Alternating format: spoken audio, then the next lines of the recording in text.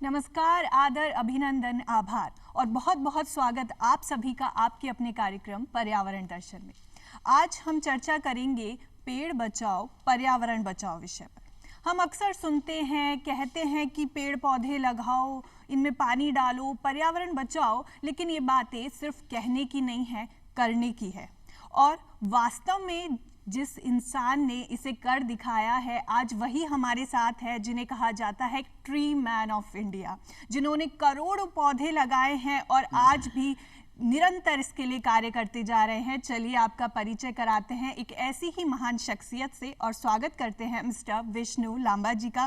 Sir, कार्यक्रम में आपका बहुत बहुत स्वागत है। बहुत बहुत धन्यवाद। क्षमा करें, क्योंकि ये जो विषय है पर्टिकुलर ना किसी एक व्यक्ति से रिलेटेड है, ना वर्ग से रिलेटेड है, हम सब से रिलेटेड है। क्योंकि पेड़ पौधे न सिर्फ मनुष्यों को चाहिए, जीवों को चाहिए, पक्षियों को चाहिए, जीव जंतुओं को चाहिए।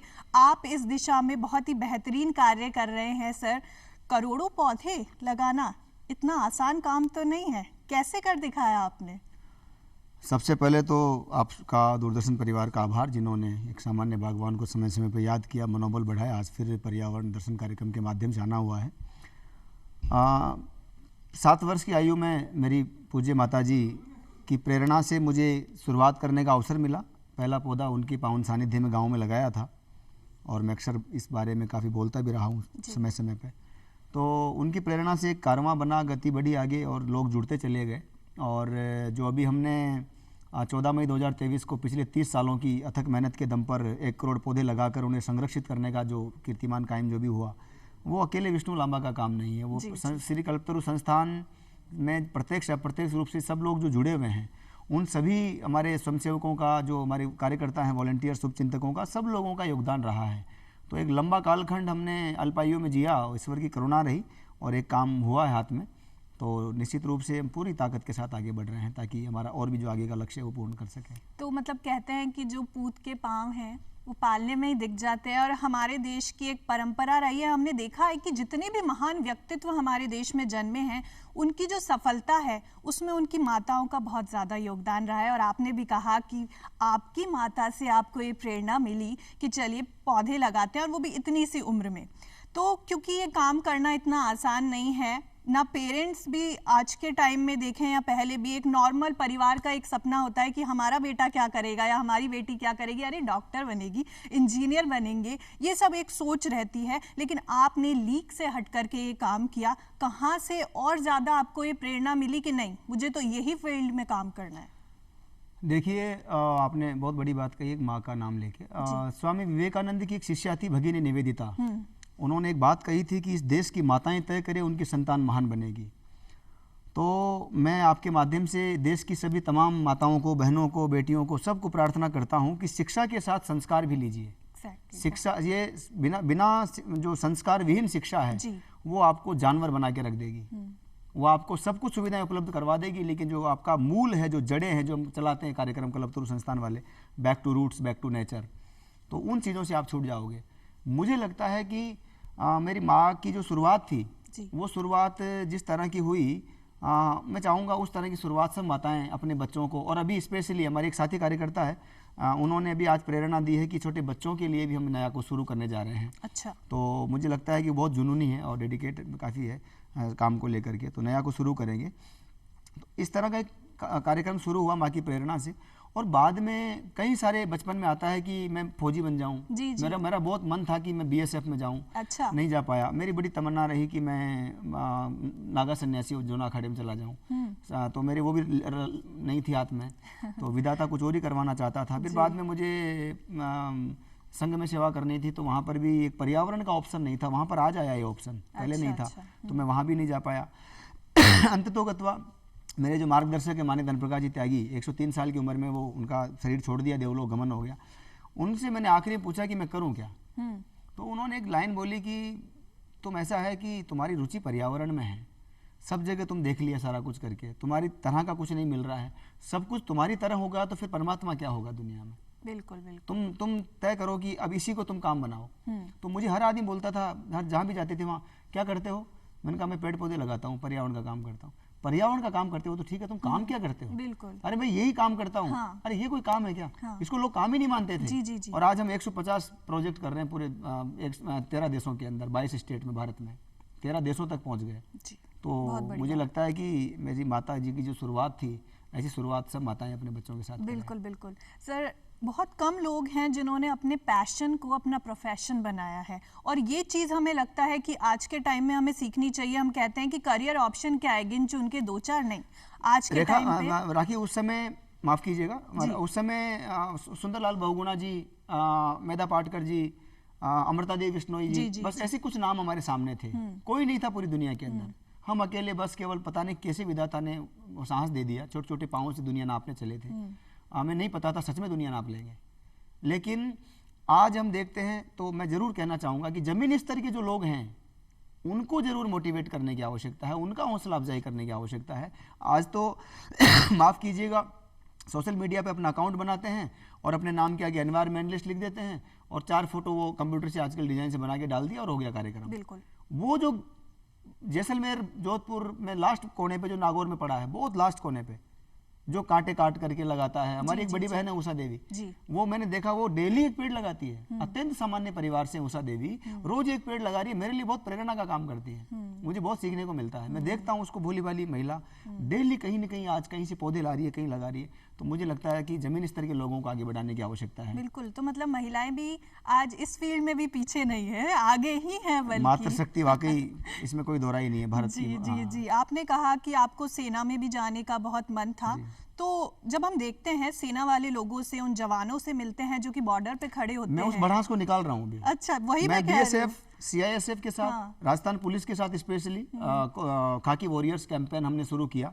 ऑनरेबल SP टोंक और अभी कमिश्नर जयपुर से भी हमारी मीटिंग हुई है, कल परसों ही, तो पहले दिन हुई है, 4 दिन हो गए। तो उसमें भी हम बड़ी दिशा में कुछ सोच रहे हैं।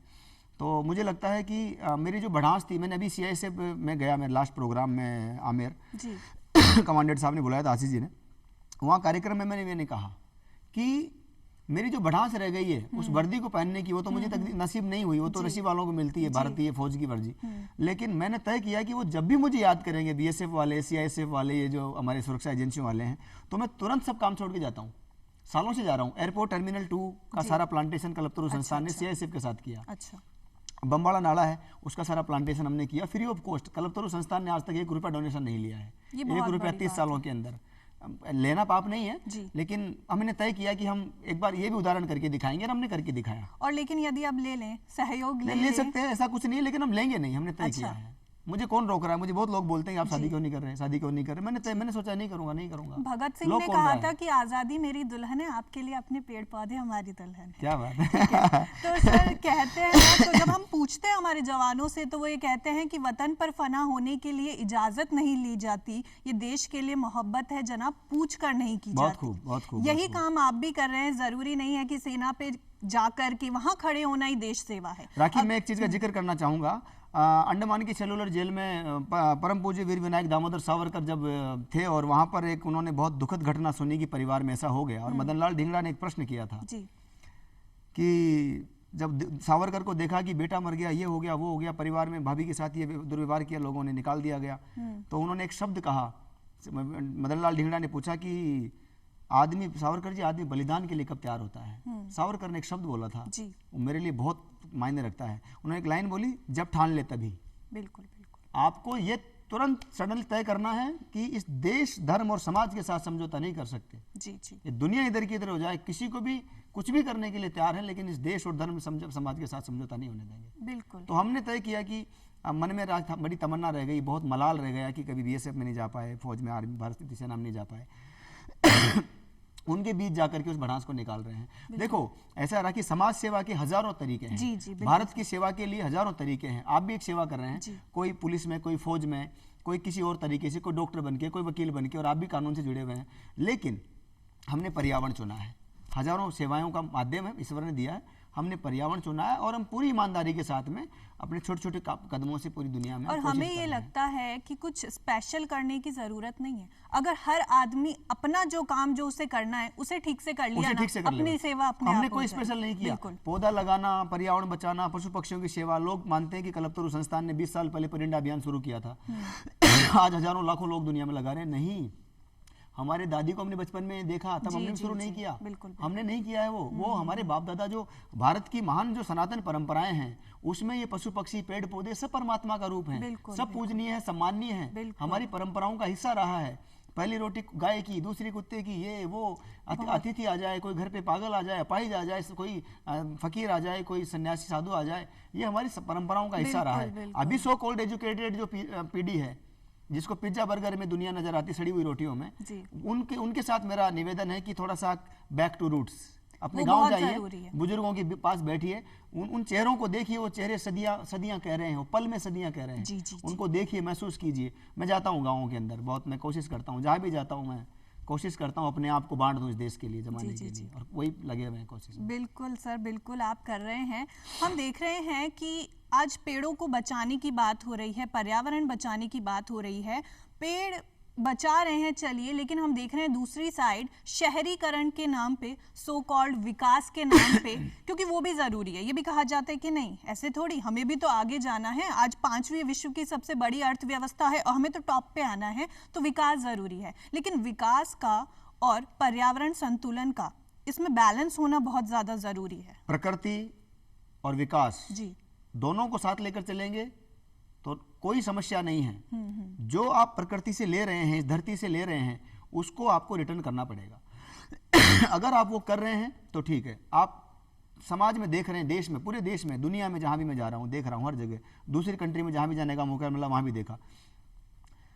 कुछ एक जगहों को छोड़कर ज्यादातर लोग थोड़ा सा भी जागरूकता की आवश्यकता है। आप आरटीआई के डाटा मेरे पास मौजूद हैं, कहां पर कितना, इतने पेड़ काट दिए गए जितने हमने लगाए नहीं। जी, जी। हमने पर्यावरण के लिए, पेड़ पौधों के लिए अपनी हंसती खेलती जिंदगी बर्बाद कर दी।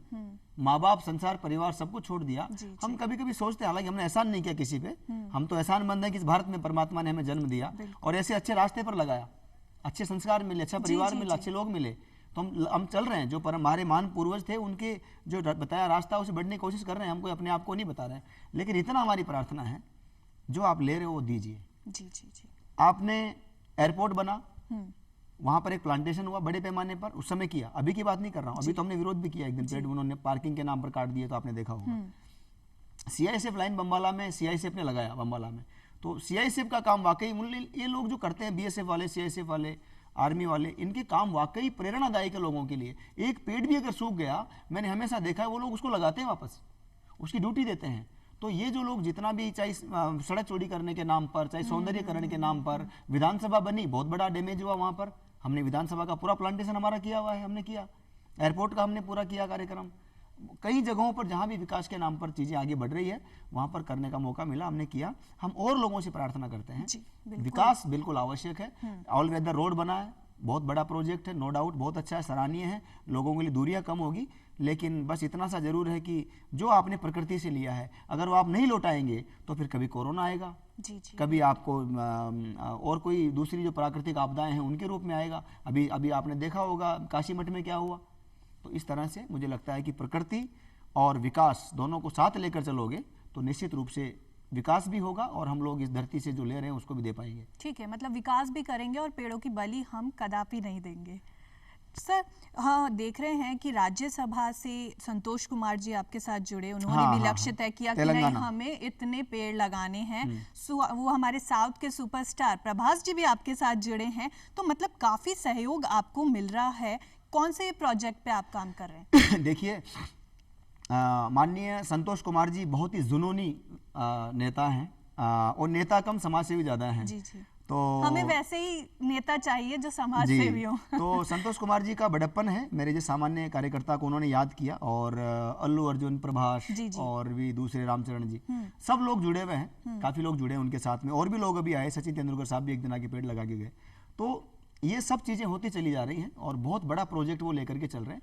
तो उसमें एक वो उनका बहुत बड़ा जो कार्यक्रम है उसमें एक छोटा सा 4 कदम चलने का हमें भी उन्होंने अवसर प्रदान किया। पिछली बार 1 लाख पेड़ उन्होंने कहा कि राजस्थान चैप्टर भी ग्रीन इंडिया चैलेंज का शुरू होना चाहिए, तो उसकी घोषणा उन्होंने की है। मुझे लगता है कि हम जल्दी यहाँ भी शुरू करेंगे और वहाँ जो जंगल लग रहे हैं वो भी प्रेरणादायक है मुझे लगता है। ये चीज़ बहुत ज़्यादा ज़रूरी। हम एड्स देखते हैं कि कोई सुपरस्टार है, अगर वो किसी बात को कह देता है पब्लिक तुरंत उससे बहुत ज़्यादा प्रभावित हो जाती है। हाँ। लेकिन अभी देखिए, ये तो बात कर रहे हैं भारतीय फिल्म उद्योग जो हमारा बॉलीवुड जिसको बोलते हैं मुंबई वाला। साउथ में एक बहुत बड़ी चीज है, वो जो साउथ के हीरो इतने डाउन टू अर्थ हैं। आपको लगता होगा बाहुबली में प्रभास ऐसे वैसे, प्रभास इतने सीधे इंसान हैं। दूसरे लोग वो खुद गड्ढे खोदना, खुद पौधे लगाना, उसको समय समय पे देखना, याद तक रखते हैं कि मैंने कहाँ पेड़ लगाया था। अच्छा, आप कल्पना कर सकते हैं, घर में छोटा मोटा आयोजन होता है, छोटे बच्चों को भी वो शामिल करते हैं। तुलसी पूजन का कार्यक्रम है, तो मैं आपको कईयों को डाटा दिखा सकता हूँ जो अपने छोटे बच्चों को भी लेके तुलसी का पूजन करवा रहे हैं, गाय को रोटी खिला रहे हैं। मुझे लगता है शिक्षा के साथ संस्कारों की जो पाठशाला है वो मुझे लगता है उधर से भी एक बड़ा अध्याय शुरू होता है और उसके 4 पन्ने हमें पढ़ने चाहिए। जी चलिए ठीक है, अब साउथ में ही महाराष्ट्र की बात कर लेते हैं।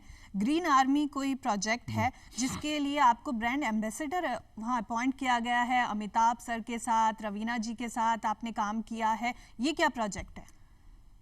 महाराष्ट्र शासन के यशस्वी वन मंत्री पूर्व सरकार में भी, देवेंद्र जी की सरकार में भी रहे और इस सरकार में भी उनकी रुचि और उनके कार्य व्यवहार को देखते हुए उन्हें पुनः सेवा का अवसर मिला। आदरणीय सुधीर मुनगंटीवार साहब बहुत ही अद्भुत नेता हैं। मैं किसी की तारीफ नहीं कर रहा हूँ, उनके कामों से मेरा किसी पार्टी बीजेपी कांग्रेस से कोई संबंध नहीं है। हम तो पर्यावरण से मतलब रखते हैं, लेकिन वो जमीनी स्तर पर जुनूनी व्यक्ति है, जमीनी स्तर पर काम करते हैं। मुझे नहीं लगता उनके दरवाजे से कोई खाली हाथ लौटा होगा। मैं राजस्थान के धोरों में पेड़ लगा रहा था, अचानक उनका फोन आया कि हमें मतलब अमिताभ बच्चन भी को भी हमारे बाग बचाओ परियोजना को देख रहे हैं। अच्छा। रवीना ताई जो रवीना टंडन जी पद्मश्री मिला है, उन्हें बधाई आपके चैनल के माध्यम से एक बार पुनः। तो रवीना ताई उसको देख रही हैं, तो उनको एक जमीनी स्तर का व्यक्ति भी चाहिए था। तो मुझ पर कहीं निगाहें पड़ गई, तो उन्होंने फ़ोन किया, बुलाया। पहली बार मुझे उस समय फ्लाइट में बैठने का मौका मिला, तो वहाँ पर बड़े बड़े जंगल लगाए गए। आदरणीय सुधीर मुनगंटीवार जी के नेतृत्व में महाराष्ट्र शासन में बहुत काम हुआ और अभी भी हम वहाँ पर बड़े बड़े जंगल लगा रहे हैं। तो मुझे लगता है कि महाराष्ट्र से अन्य लोग भी प्रेरणा ले रहे हैं, बहुत बड़े पैमाने पर काम हो रहा है। वहाँ पर 1 करोड़ युवाओं को स्पेशली वहाँ ग्रीन आर्मी का हिस्सा बनाया गया। कॉलेजों में जाना, गांव-गांव जाना, लोगों को जोड़ना, और मुझे सौभाग्य है कि शिवाजी महाराज की जमीन को मैं भी छू करके और आशीर्वाद ले रहा हूँ। ठीक है, शिवाजी महाराज से राजस्थान के महाराणा प्रताप की जमीन पे आते हैं। अब ये हमारा एरिया है, हमें इसको भी खूब सारे हरियाली से एकदम लाभान्वित करना है। तो सरकारें आती हैं, सरकारें जाती हैं, उससे कोई मतलब नहीं है। बात यह है कि हमारे तो पेड़ रहने चाहिए, इनकी कटाई नहीं होनी चाहिए। राजस्थान को लेकर के आपको क्या लगता है, क्या स्तर पे आप लोग काम कर रहे हैं और क्या काम होना चाहिए? जहाँ तक सरकारों का सवाल है, सरकारों से सबसे बड़े सहयोग की जो उम्मीद है, छोटा बड़ा पहला 100 जो भी है, सिर्फ एक सहयोग उनसे चाहिए, जो हम कर रहे हैं उसमें टांग मत अड़ाइए। हमें और कुछ नहीं चाहिए आपसे। और थोड़ी बहुत अगर आपको हमारे से हल्की फुल्की भी लगता है कि हम लोग 4 कदम पर्यावरण के रास्तों पर ठीक से चल पाए हैं, तो सिर्फ इतना प्रार्थना है कि जितना कर रहे हो, बड़ी बड़ी मत हाकिए, जितना कर रहे हो उसको ईमानदारी से कीजिए। आप मत घोषणा कीजिए 10 करोड़ पेड़ लगाने की, 20 करोड़ की। हमें 1 करोड़ लगाने में 30 साल लग गए। हर पल हर क्षण मैंने पर्यावरण के प्रति, मुझे कहने की आवश्यकता नहीं है, जो मुझे करीब से जानते हैं, जो लोग मेरा जीवन जानते हैं, उनको पता है। लेकिन मैं सोचता हूँ 24 घंटे पर्यावरण की चिंतन की मानसिकता लेकर के 24 घंटे एक ही काम, दूसरा काम ही नहीं रखा। 30 साल पूरे देश के 22 राज्यों का दौरा और अब दुनिया के 13 देशों में काम, अब यूनाइटेड नेशंस के साथ काम। मैं नहीं सोच सकता था ये काम लंबे साधना पे चला, इतने जुनून के साथ रेगुलर चला, पूरी एनर्जी के साथ चला, उसके बावजूद हम 1 करोड़ पेड़ लगा पाए 30 साल में। और अब हमारा टारगेट जो है वो आगे कैसे पूरा होगा वो तो ठीक है, अब तो साधन संसाधन चीज़ें और हो गई है। लेकिन मेरी प्रार्थना है सरकारों से कि सरकारें आती जाती रहती हैं, पार्टियां बनती बिगड़ती रहती है। पूज्य अटल जी का एक डायलॉग है जो मुझे याद आ रहा है, माफ़ कीजिएगा। तो मुझे सिर्फ इतनी प्रार्थना है कि राजस्थान में नई सरकार का आगमन हुआ है, जो भी हमारे जिम्मेदार आने वाले हैं, जो भी नेतृत्व करता है, फॉरेस्ट हो चाहे वो उद्योग हो, स्पेशली उद्योग की जिम्मेदारी है कि CSR नहीं हो रहा है जिम्मेदारी से। रिको इंडस्ट्री एरिया जो हम देखते हैं पूरा एकदम माहौल बहुत ख़राब है, सड़ा हुआ है, बदबू मार रहा है, बहुत बुरी कंडीशन है। मैंने पूरा रिकॉर्ड करवाया है, तो मैंने हमें पूरे पता जयपुर है में कि आप वो रिकॉर्ड जैसे करवाया लोग है। चेंज और हम करेंगे। लोग कोशिश कर रहे हैं। आपको आश्चर्य होगा, शायद हम पहले व्यक्ति हैं हमने पूरा रिकॉर्ड करवाया है वर्तमान स्थिति को, ताकि कोई प्रश्न खड़ा ना करे कि नहीं नहीं हमारे यहाँ तो ऐसा है। तो रिको की भी जिम्मेदारी है कि जो उसके अंतर्गत आने वाली औद्योगिक कंपनियां हैं, संस्थाएं हैं, उनको अनुरोध करें कि अपना जो सामाजिक उत्तरदायित्व है उसको पूरा करने के लिए 2 कदम आगे बढ़ाएं। और हम निश्चित रूप से श्री कल्पतरु संस्थान उनके साथ खड़ा था, खड़ा रहेगा। और सरकारों के साथ भी जहाँ भी उनको हमारे सहयोग की आवश्यकता पड़ेगी, हमें तो सरकारों की सहयोग की आवश्यकता नहीं कभी रही, और जब कभी रही हो तो उन्होंने दिया नहीं, तो इसलिए हमें तो आवश्यकता नहीं है। हमसे अगर सरकारों को कुछ चाहिए तो नो डाउट हम हमेशा खड़े मिलेंगे। लेकिन हम यही चाहेंगे कि सरकार भी आपको सहयोग दे और जनता भी आपको सहयोग दे, क्योंकि सिर्फ बड़ी बड़ी बातें जनता जनार्दन की तो बहुत कृपा है, पूरे देश में दुनिया में बहुत कृपा है। जी जी, हम यही चाहते हैं कि सिर्फ बड़ी बड़ी बातें कही ना जाए, छोटे छोटे काम किए जाएं। आज आपको मिल करके आपकी टीम के साथ आपने करोड़ों पौधे लगाए, लेकिन आज हम देख रहे हैं कि भारत की जनसंख्या विश्व में सबसे ज्यादा हो चुकी है। अगर हर आदमी 1 पेड़ 5 पेड़ भी लगाएगा तो आप जो करोड़ों पौधे लगा रहे हैं वो कितनी जल्दी आपका मिशन भी पूरा होगा। अब 2 गज कफन और 2 गज जमीन की जगह 2 मन लकड़ी की बात होनी चाहिए। माफ कीजिएगा, मरते तक आदमी 5 पेड़ तो लेके जाता ही जाता है। पौधारोपण से किसी जाति, धर्म, मजहब, पंथ, संप्रदाय का कोई मतलब नहीं है। सबके लिए ये काम है, सबको करना चाहिए। बिल्कुल, बिल्कुल। और हम सबको करने के लिए अनेक अभियान चला रहे हैं। जी जी जी। मेरी इतनी सी प्रार्थना है कि सिर्फ 5 पौधे, यूनाइटेड नेशंस ने तो अभी 28 की रिपोर्ट दी है, प्रत्येक व्यक्ति पैदा होते ही 28 पौधों का ऋण लेकर के पैदा होने लगा है। ये ऋण है आपके ऊपर पर्यावरण का। बिल्कुल। लेकिन आप 5 तो लगाकर बड़े कीजिए। तो 30 सालों से हम यही लाइन बोल रहे हैं। सर, जयपुर शेयरिंग फेस्टिवल होता है जी, ये क्या है? जयपुर शेयरिंग फेस्टिवल संयुक्त राष्ट्र पर्यावरण कार्यक्रम के जो छठे प्रमुख हमारे वैश्विक नेता आदरणीय एरिक सोलहेम साहब, उनकी प्रेरणा से शुरू हुआ। कोरोना में जब हमने देखा कि लोग बड़े दुखी हो गए और उनके पास कुछ नहीं बचा, तो कल्पतरु संस्थान को 2 महीने तक लगातार 1000 लोगों को प्रतिदिन भोजन की सेवा का अवसर मिला। अच्छा। तो हम लोगों ने जो भी आपस में मिलकर के लोगों के सहयोग से किया, उस समय ये समझ में आया कि आपके पास खूब सारे कपड़े पड़े हैं जिनका आप उपयोग नहीं करते। आपके दादा दादी के, पिताजी के, छोटे थे आप तब, आपके ड्रेस जो थे वो छोटे बड़े, आप तो बड़े हो गए, वो काम में नहीं आ रहे। आचार के डिब्बे खाली हो जाते हैं, आपके जूते हैं, घर में जो भी है, जो भी कचरा कह लीजिए आप उसको। तो हमने तय किया कि कचरा दो पौधा लो। अच्छा। और हमारे जो मार्गदर्शक हैं वैश्विक स्तर पर आदरणीय एरिक सोलहेम, उनको हमने अनुरोध किया कि सर ये ऐसा हमने सोचा है। तो उन्होंने एक नाम दिया, हम हमारी देसी बुद्धि से हमने कचरा दो पौधा लो, आप कचरा दे दो, हम उसके बदले पौधा दे देंगे। तो लोगों को बड़ा पसंद आ रहा था ये आइडिया, और अखबारों की बड़ी कृपा रही कि उन्होंने बहुत अच्छा इसको छापा, पिछले वर्ष भी इस बार भी, तो लोग जुड़ते चले गए। तो उन्होंने कहा इसका नाम रखिए जयपुर शेयरिंग फेस्टिवल, मतलब आदान प्रदान का कार्यक्रम। जी जी जी। तो शुरुआत हुई, 5000 जरूरतमंद परिवारों को पिछली बार कोरोना जैसी वैश्विक मानवीय आपदा में जरूरत की सामग्री आसानी से उपलब्ध हो गई, और लोग खुश हो गए कि हमारा जो अनावश्यक था वो आप ले गए। घर बैठे दशहरे में शुरू करो, दिवाली से 2 दिन पहले बंद कर दो। अच्छा। और जो सामान इकट्ठा हो जाए उसको थोड़ा ठीक ठाक करवा करके और लोगों तक पहुंचा करके उनका आशीर्वाद, जनता जनार्दन का जो दीनहीन जिनको कहा जाता है, वो उनके बीच जा करके। और आप लोग, आपकी और इस बार भी शुरुआत हुई, अभी जो आपने देखा होगा थोड़े दिनों पहले, इस बार भी शुरुआत हुई, एक अच्छा परिणाम निकला। मतलब आपकी टीम के साथ आप लोग इतना बेहतरीन कार्य कर रहे हैं। हम नहीं कहेंगे कि चलिए कार्य कर रहे हैं, आपका कार्य सेवा है। हम कहेंगे आप लोग जो सेवा कर रहे हैं उसको यूएन ने भी सराहा है और आपको बधाई दी गई है। ये बहुत बड़ी बात है कार्यकर्ता को। जी जी जी, ये बहुत बड़ी बात है। और हम देख रहे हैं कि ठीक है, आपने तो पूरा इंडिया कवर कर रहे हैं आप लोग, और अब नेपाल पहुंच चुके हैं। ये क्या प्रोजेक्ट है? दरअसल हमारे को नहीं लगा था कि इस बार हम कुछ करें, लेकिन दिवाली पर आते आते लोगों के ऑटोमेटिक कॉल्स आने लगे। अच्छा। कि इस बार आप कब आओगे हमारे यहाँ पर? हमने तो कपड़े निकाल के रख लिए दादी के, हमने बिस्तर रख लिए, हमने ये रख लिए। तो मैंने सोचा क्या करें, मैं बाहर था हैदराबाद के आसपास, तो हमने संस्था को मैसेज डाला कि ऐसा ऐसा है। तो हमारे अपने संस्थान में एक बहुत ही समर्पित कार्यकर्ता है उमा व्यास जी। जी जी। तो उनको उन्हीं के नाम वीडियो संदेश जारी हुआ है संयुक्त राष्ट्र पर्यावरण प्रमुख की ओर से, आपने देखा होगा।